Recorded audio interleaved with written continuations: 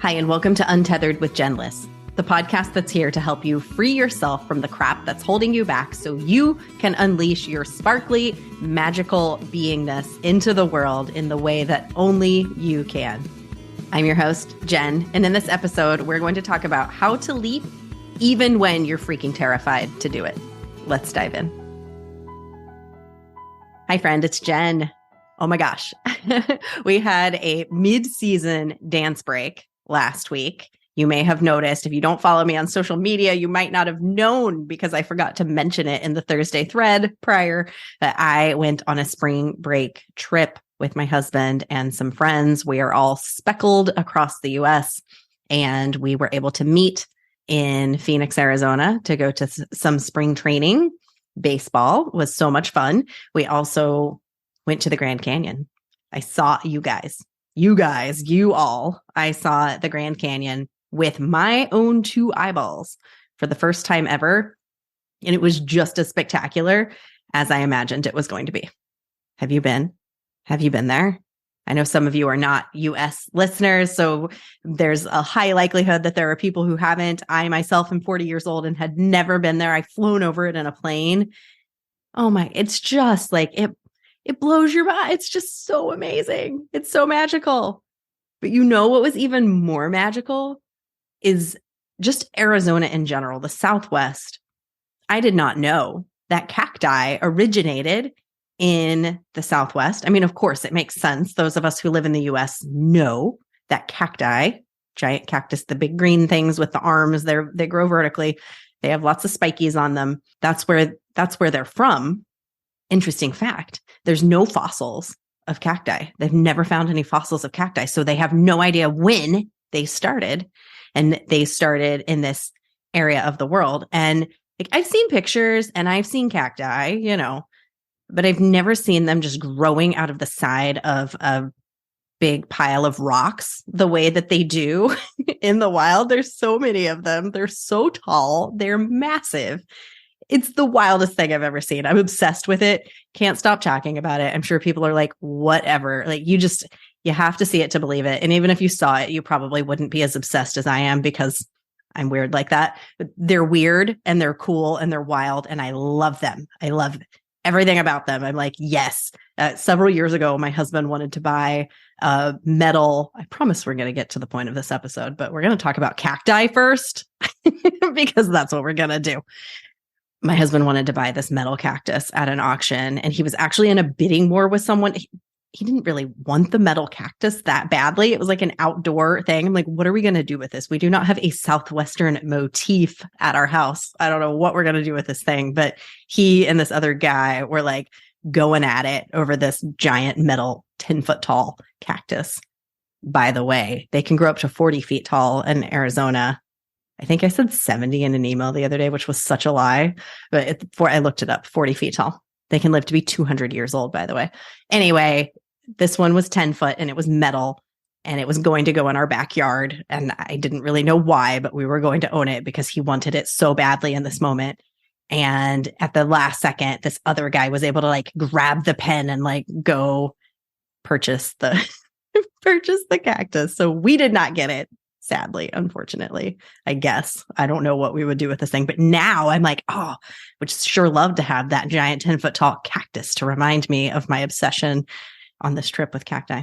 Anyway, I have all the cactus facts. If you would like some information about them, I have been learning so much. The saguaro cactus are these giant ones that exist there. And I have a fun story to tell. We could talk so much about cacti in this episode. Get ready. It was an amazing trip. I hope that your spring kickoff has been amazing. There is a shift in the energy. Do you feel it? So I was a moon person long before I knew anything about moons. I noticed a long time ago, something weird happens with me on the full moon. And I didn't even know that was a thing that happens to people, before I even heard, the hospitals are full of people. It's the full moon or kids are wild. I noticed it in myself. Like there's definitely some wolfy moon energy happening with me on the full moon. And this new moon, this spring equinox new moon that just happened, powerful AF, and shifted us out of some heavy whatever. I don't know if y'all are feeling what was happening a couple of weeks ago, but I feel like it's just been released magically. And there's this really positive, amazing energy happening right now. And I'm so curious if you feel it, please like ping me on social media. Or if you're on, ooh, cool new thing. If you're on Spotify, you can reply to this episode. You can actually like answer your takeaways and share. So if you're a Spotify listener, you can reply right there on the episode and let me know if you are feeling this shift out of heaviness and into a lightness, into opportunity, into expansion. It's just this really yummy energy that is, I'm not super into moon stuff. I only know as much as I know and as much as I personally feel. That's like opening for new amazing connections, and having a heightened awareness to that can allow you to have some really amazing opportunities come into your life right now. So be aware and notice the cool people who are stepping into your life. Somebody who might like randomly reach out and be like, hey, do you want to have a coffee talk? If it feels like a yes, say yes to it. I have a partner in a group that I'm working in, and one of her beautiful things that she says is to follow the breadcrumbs of yes. And I think that's so cool. And so if you feel a yes right now, like really pay attention and follow those breadcrumbs right now, because it's like, there's something juicy and yummy in the energy right now. And it's like ripe. It's ripe for those connections to happen for you. And today's episode is a Thursday thread episode. It's a Thursday thread. It's a Thursday thread. It's a Thursday thread. It's a Thursday thread. I wrote that song just for you 2 weeks ago. I'm just now getting to record this episode where I can share this beautiful ditty. Thank you for entertaining my song. Here's what I would love. If anyone would love to write a Thursday thread song and send it in, you can sing it yourself and send it in, and I will totally play it on the episode. I would freaking love this if anybody does. My podcast editor, Joey, will probably hate us for it. So all the more reason. I'm just kidding. He'll love it too. If you want to email me, my email is in the show notes. You can email me at hello@jenlist.com and send in like a 10-second clip of you singing something about Thursday threads, and I will totally play it on an episode. So little nugget for you. I've got all the contributions you can provide to this podcast this week. It would be so amazing. So, I mean, you can tell, right? The energy is just different right now. I'm feeling it. It's just such a good, juicy time. And I've had the best conversations over the past couple of days. Like I said, those connections, random people popping into my life and just having these really amazing, deep, beautiful conversations. And I'm so grateful for it. The thing that I have most right now is just this overwhelming sense of gratitude. And I have so much gratitude to Michelle Blue for coming on the podcast this week and sharing some really amazing things. I mean, she shared so many just like one-liners that it's like, you can take that into your life and like go back and reflect on those things. But one of the things that she said that I personally really grabbed onto, and my podcast editor too, I was like, what was the thing that really stood out to you? And he's like, life is a series of leaps. And we don't always realize that life is a series of leaps. There are these moments where we are being called to leap. I was on somebody else's podcast and she titled the episode Made for More. And I'm like, that's so right. Like we are made for more. We are made of more. We are made of magic. And there are these moments where it's like, it's time to step it up and it's time to leap. And that is scary as hell. It's so scary. It's so scary to do. We have to do it. We're being called to do it. You're made to do it. It's why you're here with your sparkly bag of magic tricks that only you have. And here's the cool thing about it. And this is the conversation I was having with somebody yesterday that I'm just like, oh, this matters so much. It matters so much is that every leap that you take, you're taking the experiences that you've gained along the way with you. Everything you've gained along the way is coming with you. And that's it. It's so obvious, right? This is obviously you're bringing everything that you've learned along the way with you. And we know this, but really deeply think about how important and how beautiful that is, because it removes the shame that we can sometimes feel when we're looking back.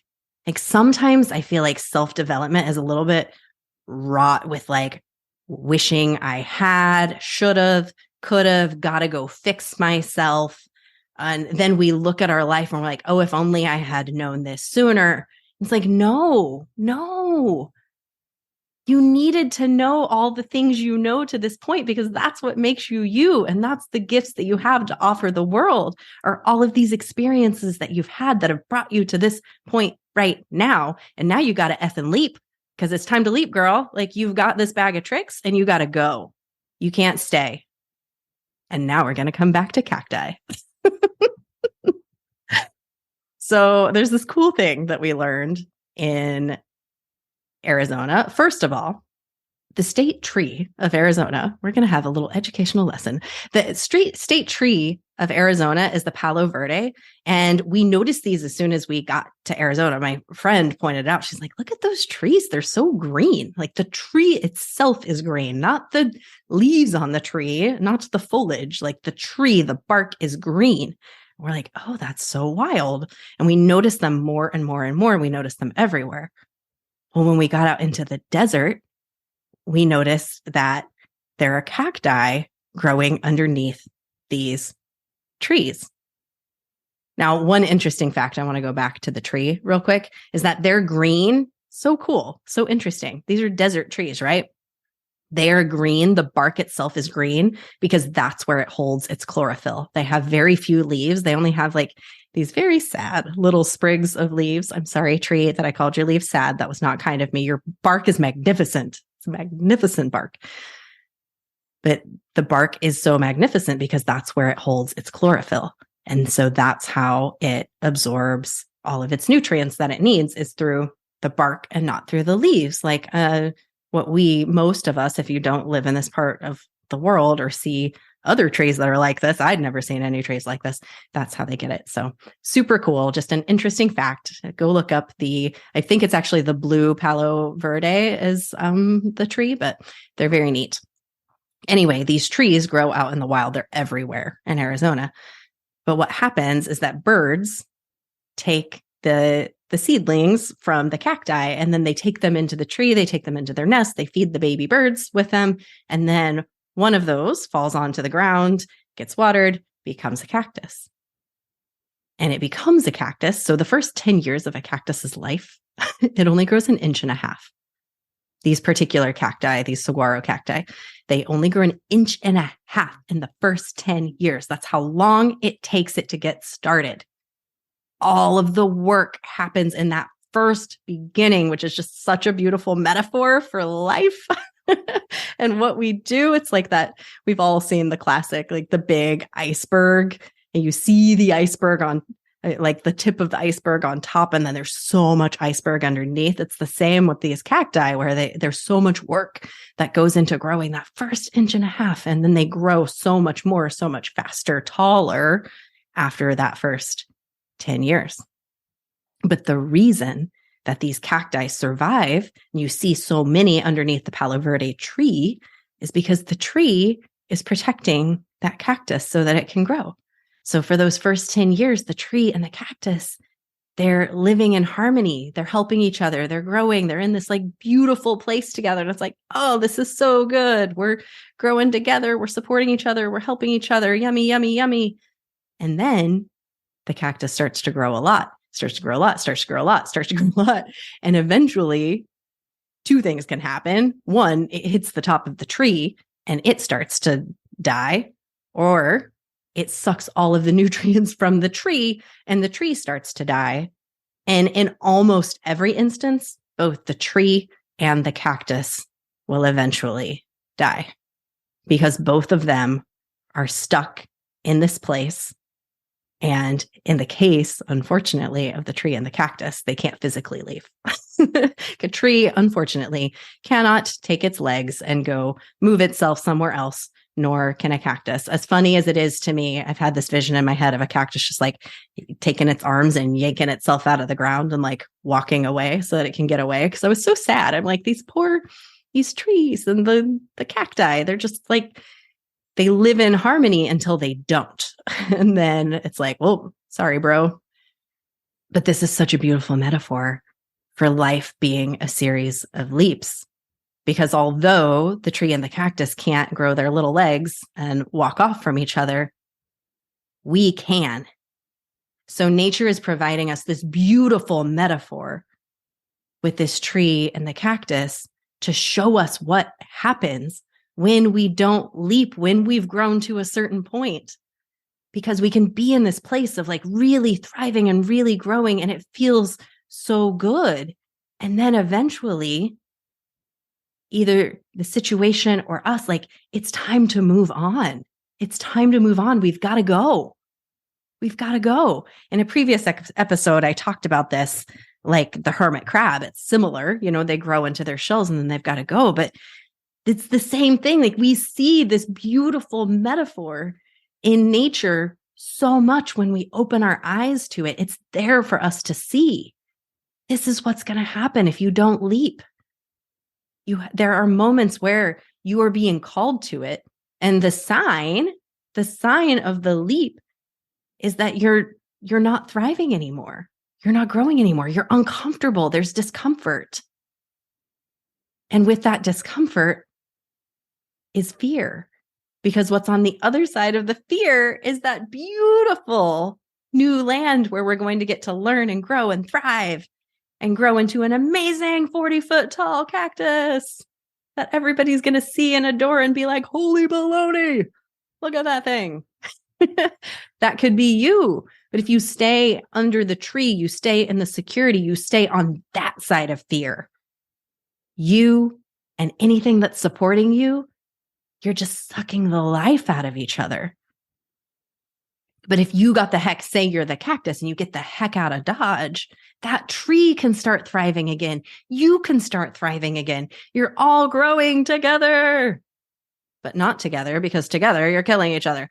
And that doesn't mean that we have to leave everything in our life behind. It's a recognition that at some point we're all going to thrive better with a little bit of disconnection or some separateness, or taking on a new task, or doing some new thing, reforming your relationship in a new way. This is applicable to so many things. It's applicable to relationships. It's applicable to your job. It's applicable to like all the things, right? We can apply this in so many areas.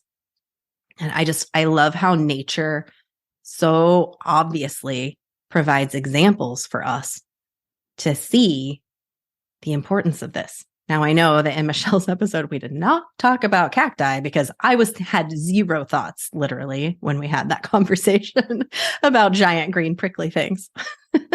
But now it's occupying my thoughts. So that's what we're going to talk about today.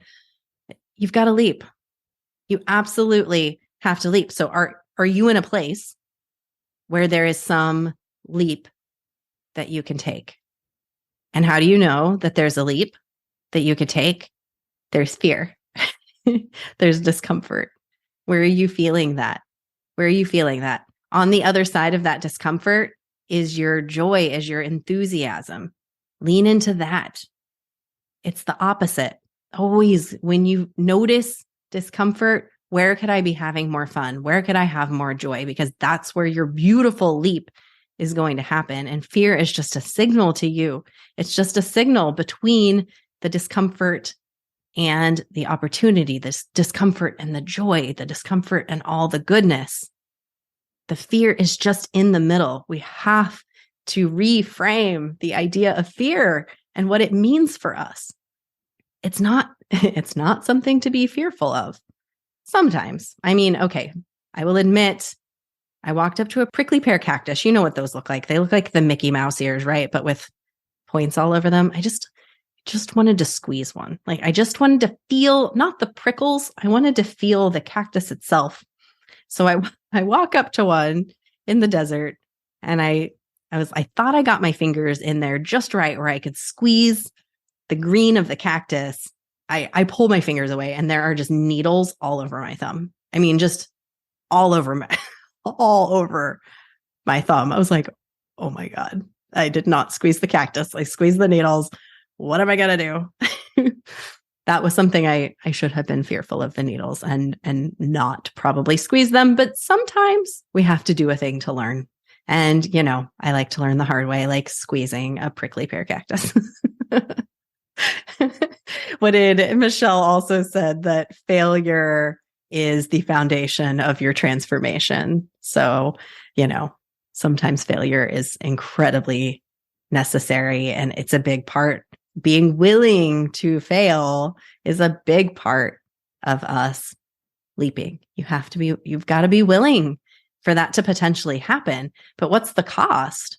The cost is you being both the tree and the cactus who are just shriveling. Do you want to shrivel? Shriveling, it's not a good look. It's really not. Not on cacti, not on trees, not on humans, not on hermit crabs. Shriveling is generally not a great look. So would love to see you thriving, leaping, thriving, failing, doing all of those beautiful things that the human experience was meant to provide for you, because your magic, it's in you, and it's so ready for the world to see it in some new way. We're always evolving. We're always changing. We're always shifting. And, what is it calling to you right now? What can you pull out of your beautiful bag of magic tricks to provide to the world right now? And you know what? Heck, how can you make that leap stylish? Maybe jump up and click your heels, or do a cartwheel, or hula hoop into it. I have a Poe, who was just on the podcast a few weeks ago. She posted on her Instagram, she just bought a hula hoop. I'm like, girl, that is it. We all need hula hoops, more hula hoops. Hula hoop into your next big leap. A world where we are all making fear our friend, where we are normalizing failure, where we're normalizing growth, where we're normalizing change. That's just like, that is my calling, my big dream. And you know what? Being our effing selves while we do it. Squeezing the cactus, coming up with cactus metaphors, jumping up and clicking your heels, doing whatever it is that you do that makes you you and brings you joy. Like, that's what the world needs more of. Leap your way. Leap your way. Maybe you do like one leg first and the other behind you with your arms in the air. Maybe you're more of a soft leaper. What is your way to leap? We've all got our own way. Not everybody is going to be the hula hoop person. Do it your way. What's your way? You shimmy on in? Maybe you do the walk like an Egyptian in, whatever. Okay, I could go all day. I just encourage you to think about what is a leap that you could take. Maybe it's not today. Maybe it's not tomorrow. Maybe it's sometime soon. But ask yourself, what is my next big leap? See what's here for you. I hope you enjoyed this episode and all of our fun cacti talk.